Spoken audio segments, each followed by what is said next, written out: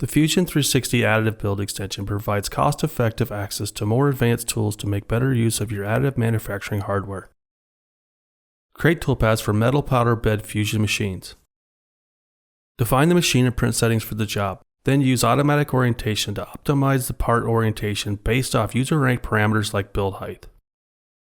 Generate fully associative supports and maintain fine control with advanced parameters for each support type. Mix and match if needed by selected faces as the support target. Generate and simulate the additive toolpath to see how the part will build, including simulation of the actual laser path.